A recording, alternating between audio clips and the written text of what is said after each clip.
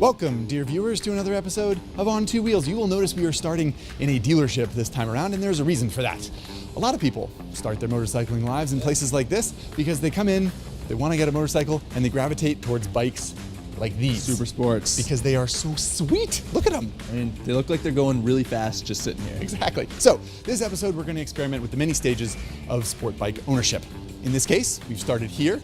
So step one, naturally, is... Probably debt. Debt, maybe debt, hopefully not. Maybe a nicer word for debt, like financing or something. But in any case, if you're plunking down a fair amount of cash on your brand new Super Sport, you got to make the right decision. There's a lot of factors here, but you just want to make sure that you're getting the dopest of the dope. I'm glad he brought up the dopest of the dope. Actually, that's the perfect segue to the 2017 R6, if you know what I mean. $12,200, and it is where my money would go if I was going to get one of these bikes. Because if you paid attention to racing over the past 10 or 15 years, you know an R6 has been at the top of basically every single one. A lot of wins over the years. A lot of wins. Plus, it's basically literally white hot. I don't know if you noticed. Got that high vis and white silver. And it revs to approximately 100,000 RPM. Little known fact. 16,005 is the actual red line, but that is really high. Super high. And honestly, it's a factor for a lot of people when they're picking out a Super Sport. Like me. Yeah, but I would be willing to spend my 12. How much is your bike? 11.7 on my Kawasaki here because it's a Ninja. It is the iconic sport bike, plus it's green, happens to be one of my favorite colors. Sure. Plus, the 636 model, I got an extra 37 cc's on his little 599, so you know, bigger is better. Yeah. He's cheating right off the bat, as you know. Cheating and paying less. You don't have ABS, though. I don't need it. I got skill. Okay. Okay. This is another perfect segue, because once you have your sweet new sport bike, what you need is a sport bike bro to argue with, and you need a point on the map to head out on a day ride. Yeah, so we got to push these bikes out of the dealership, load up our backpacks with some water and snacks, ride out of suburbia, across LA, and up to the twisty road mecca that is Malibu Mountains and beyond.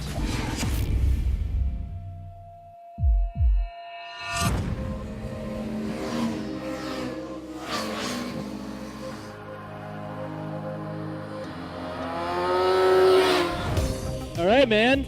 Hitting some corners, riding some twisties. This is stage 2 of sport bike ownership. This is the stuff that everyone fantasizes about when they get these kind of motorcycles. This is it. It's all about being on the side of the tire. It's about being able to release some of that horsepower, twist the throttle, and go. And speaking of being on the side of the tire, they feel darn good on the side of the tire, do they not? When you start to peel through some corners, but even like second gear, slow corners, whatever, they just feel right when you're leaning off just a little bit and you have weight on your feet, and like you can tell it's what the bike wants to do. Yeah, they're very specialized pieces of equipment, and they might not necessarily fit in well if you're riding around the city or the suburbs or if you're commuting.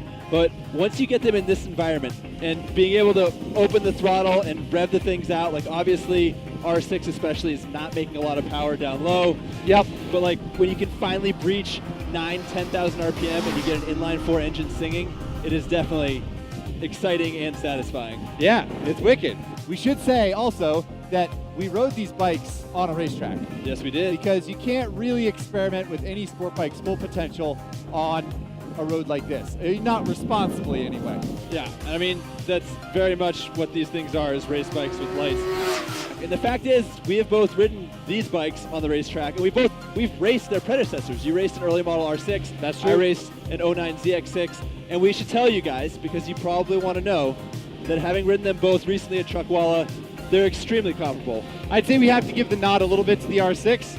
It's just like a little bit sharper. Yep. And you can tell that it's designed more for the racetrack than the 636, which, let's remember, when they came out with that version of 636, they were all about how it's a better street bike and how much more livable it was going to be on the street. Yep, that was part of the reason they added the extra displacement. They softened up the suspension a little bit. It's got slightly more relaxed ergonomics than that bike. Like the handlebars are a little closer, so you're not carrying quite as much weight on your wrists. Yeah, so frankly, I don't even know what you're doing up here in Malibu with your street bike. I got a race bike with lights, bro. Yeah, well, you know, I got that extra displacement to just pull away from you. That is true. I will say, on the topic of race bike with lights, I'm starting to feel a little bit of pressure on my wrists, if I'm honest. And yeah, and the frame is pretty hot to the touch. It's like cooking my legs a little bit. Suck it up, man. That's the price you pay for performance. This is sport bike life. Okay. All right. I just got a long way to go. Is all I'm saying. But I'll do wheelies. I'll feel better. I got That'll it. do it for Okay. you. Okay.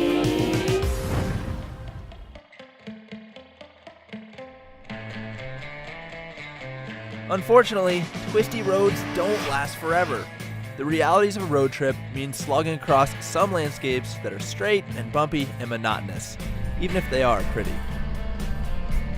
The occasional wheelie helps break up the boredom, but there is a limit to the fun you can have, legally anyway, on a sport bike in these conditions. They're sexy, precise machines, but they're not always awesome transportation. Definitely understand why you see so many guys riding sport bikes on the highway with their arm on the tank. Like, Yeah. You definitely your spine needs some relief. No one's core is strong enough for this. Not even Ari Henning. There's no number of Romanian deadlifts you could do to prepare yourself for this torture. Reality was setting in. The bike's high seats, low clip-ons, and engines that produce a lot of power and a lot of heat were beginning to take their toll on us. Even with roadside yoga sessions, we couldn't ward off the discomfort in our necks, backs, and butts.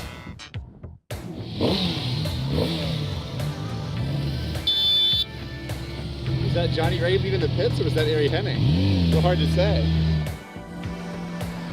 Droning across the straight bits really starts to reveal deeper sport bike problems. And as you're getting your backside slammed by stiff suspension and your wrists are aching, you start to have your doubts. I don't know, Zach. My neck and my wrists are really starting to hurt, man.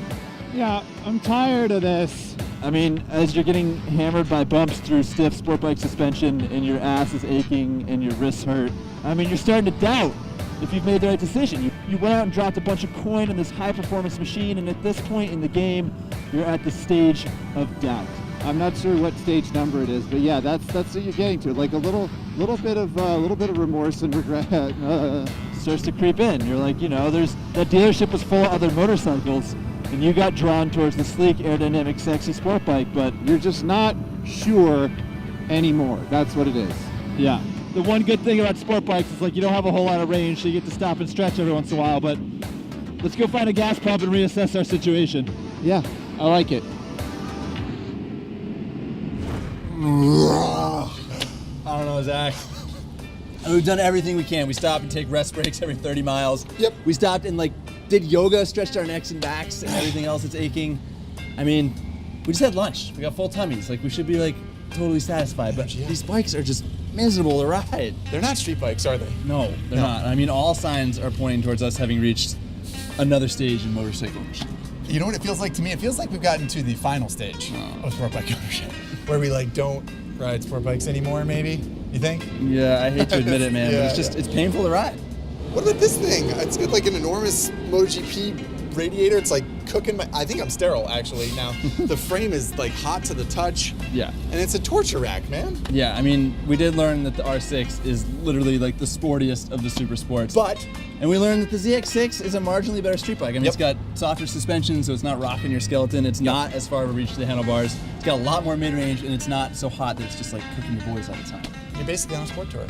Yeah, right, man. It's still just they're not good street bikes. There's got to be a better option. I think there is. What about these ones, by the way? Yeah. What about these ones? Who the hell are those guys? Yeah, I'm not sure, but man, are they handsome. I say we let them take it from here. Our first act as the new handsome hosts was to put those crazy crotch rockets up for sale. Signs made, bikes parked, and we were well on our way to the delightfully upright stage of sport bike ownership.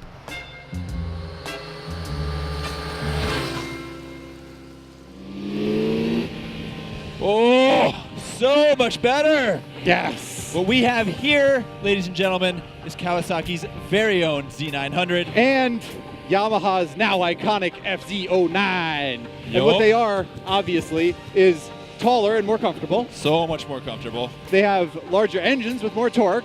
Lots more. And they cost less money. Yeah. So maybe this is what we needed all along, right? Yeah.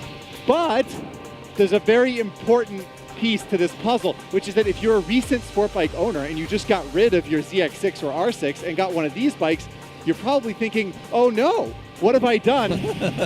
Now when I go to a twisty road, are everybody going to make fun of me because this thing's not going to be able to keep up?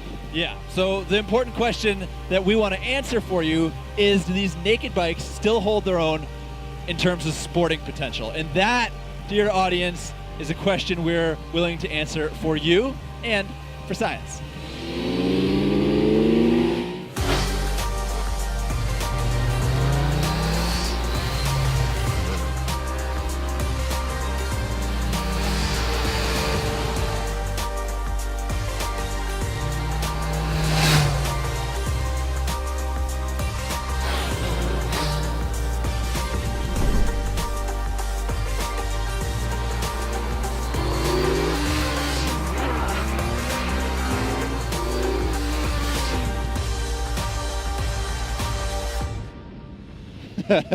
Okay. We've done our due diligence, everybody. There's never quite enough due diligence, really. That's fair, that's true. But the good news, though, is really good news, which is that these are the right bikes to be on. Sure enough. Oh my God, they're so much better in so much many better. ways. The one way that they're not better is in outright performance, like ragged edge, riding hard. Like you're- me on the ground performance. like racetrack performance. Exactly. So you're giving up like 2 ounces of ragged edge motorcycling performance, and you're gaining 5 pounds of comfort, mid-range torque, and fun. I mean, just everywhere else that you're going to ride them besides the racetrack, better motorcycles. 100%. Yeah, the suspension isn't quite as refined, and the handling's not quite as precise, and the brakes aren't quite as sharp as those bikes. But I mean, it's just like incremental. I mean, even riding fast on the street like you and I have been doing, these bikes are more than adequate. They're great. Yeah, and you can't, a 600 Super Sport has so much performance, you can't even begin to scratch the surface on the street. It's Yeah, just it's not not a safe. good idea. But with a bike like the Z900, I mean, you're immediately enjoying what it has to offer. It's got Yeah. a big old 948cc inline four. It's got so much torque, so you're accelerating right away. I mean, this is a new model for 17. Like, Kawasaki's been looking around, seeing all the naked bikes that everyone else is making, and they updated their own. So they basically combined the Z800 and the Z1000 to make this bike. But it's lighter, it's got a better motor, it's smoother running, Way better. and it's $8,800 with ABS, which is cheaper than the FZ09. Well, more CCs than the FZ09, fewer dollars than the FZ09. You went from cheater bike to cheater bike. Yeah, what can I say? But jokes aside, that is really saying something that the Z900 undercuts the FZ09's price, because the FZ09 has been this like cornerstone of bang for the buck motorcycling ever since it came out. It did get more expensive for 2017. It's now $9,000 on showroom floors, but it also got a bunch of updates. It got better suspension, it got traction control, ABS, LED headlights, new styling. And it's still so much cheaper than an R6. $3,200 cheaper than an R6. Yeah. It's so much money. Yeah, that's Yeah. pretty wild. So those are all excellent points to make for the viewers out there that are trying to make a decision, but we didn't make a decision. If you're going to spend your money, what bike you get? Come on, man. Yeah, I knew that was going to come up. People want to know. I get an FZ09. Yeah? Yep, because I ride in a city. That's my life. I ride in a city. I don't mind the soft suspension. I love the triple. I love that it's lighter. Yep. And you love to do wheelies. I love doing wheelies. And it Yeah. does great wheelies. It So. does great wheelies. And you get one of these too, right? I think I would get the Z900, honestly. What? Yeah. No, you wouldn't. You Yeah, would, I really. would. It's just Why? it's just as good as the FZ09, and honestly, dude, we already have the same helmet. I can't get the same bike as you. We ride together all the time. People will think that'll be way too weird.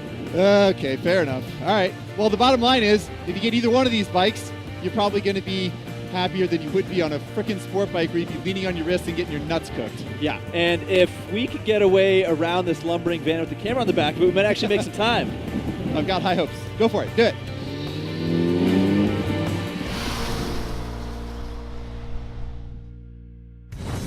Like we said in the beginning, every day ride needs a point on a map. Ours was the quaint little tourist destination of Solvang, California. It's known for Danish architecture, Danish pastries, wine tasting, and the occasional colorful local. As tasty as the pastries were, we'd ridden to Solvang for a different reason. A motorcycle museum, to be specific, tucked into an unassuming complex just off the main drag.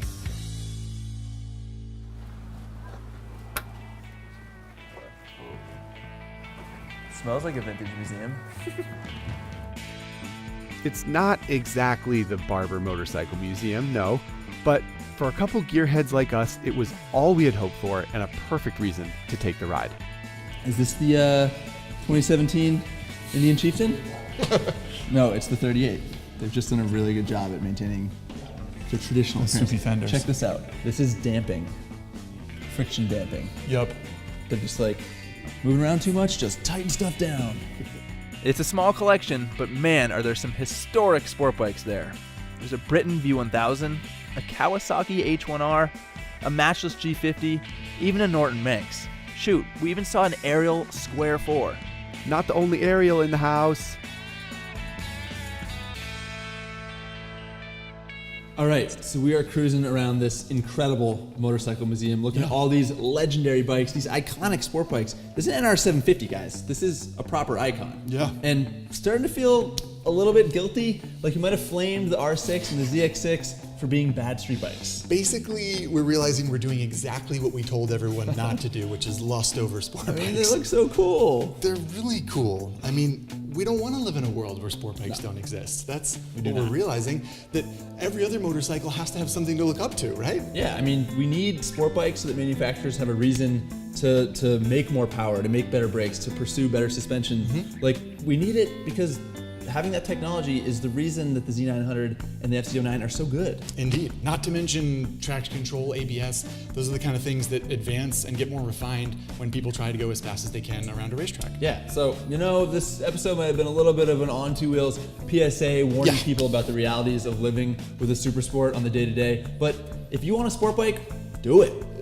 Yeah. I mean, we probably wouldn't get one, as we said, but it could be that all of the stages of sport bike ownership do need to be experienced in order to be appreciated. It's deep, bro. Thanks, man. That's good. Yeah. And that's pretty much all we have it to for say. this episode on Two Wheels. Yeah.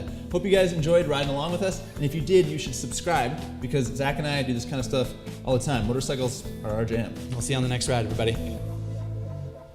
You're riding a snake, bro. Oh, you love snakes. I do. Found it! Oh, Moto Guzzi guy doesn't want to wave. Nope. Still not waving. Okay, fine. Too cool for us. we got this. He's 26 outside. minutes. Kelly, shake it up. What was that? Is the battery coming loose?